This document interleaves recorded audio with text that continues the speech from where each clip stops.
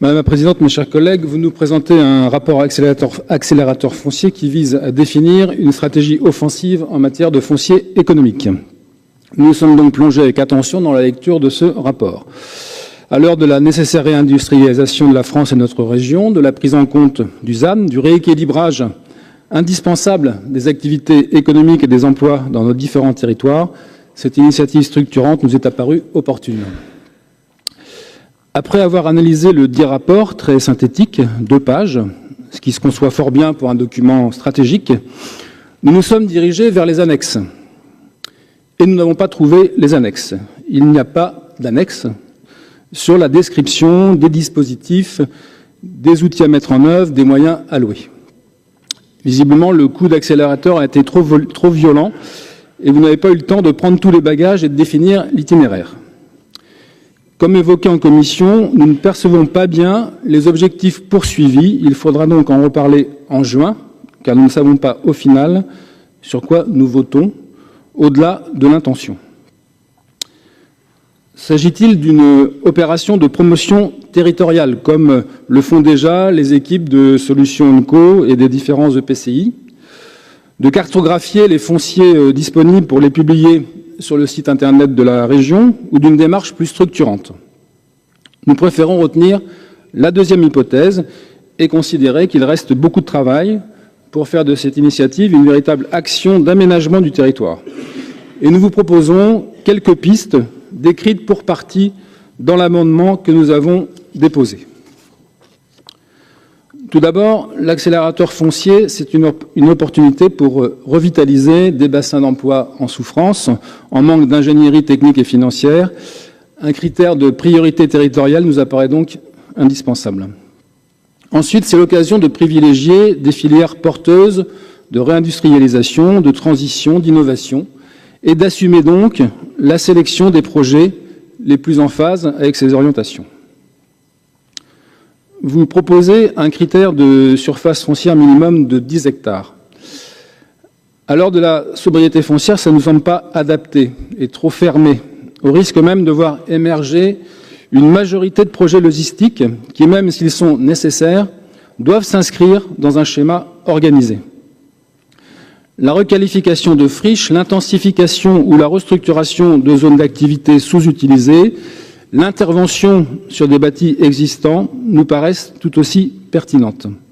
Du site de sa valeur ajoutée qui doit prédominer. La création d'un outil foncier dédié nous paraît indispensable pour produire les effets leviers nécessaires. Solutions Co n'a pas à date la capacité financière pour assumer ces projets. La Banque des territoires, les EPF existants, les SEM ou foncières dont disposent les EPCI peuvent être mobilisés, soit pour constituer ce nouvel outil, soit pour renforcer la capacité d'intervention d'outils existants. Car c'est bien là qu'est la question fondamentale. Jusqu'où la région veut-elle aller sur la question foncière? Acquérir ces fonciers, les aménager, les porter durablement en patrimoine? Selon le positionnement, la mobilisation en fonds propres, la recherche de financement, l'impact sur le budget régional sera très différent.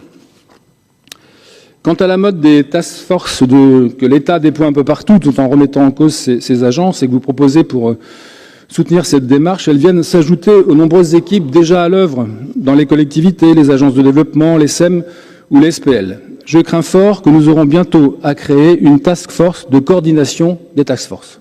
Merci. Je vais revenir sur 2 rapports présentés dans la CS2. Sur le rapport E102, faire de l'innovation un accélérateur, encore un, nous constatons une baisse des budgets alloués à l'ensemble de l'enveloppe de 300 millions sur 4 ans votée en session, alors qu'elles sont au cœur de l'innovation territoriale.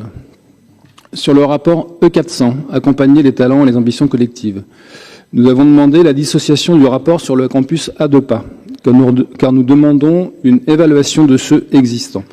Autant le principe de favoriser l'accès aux études supérieures sur tout le territoire régional n'est pas contestable, ce dispositif ne peut se limiter à la seule création de salles connectées, sans accompagnement pédagogique, sans travail coopératif entre étudiants et enseignants, sans organisation d'une vie étudiante.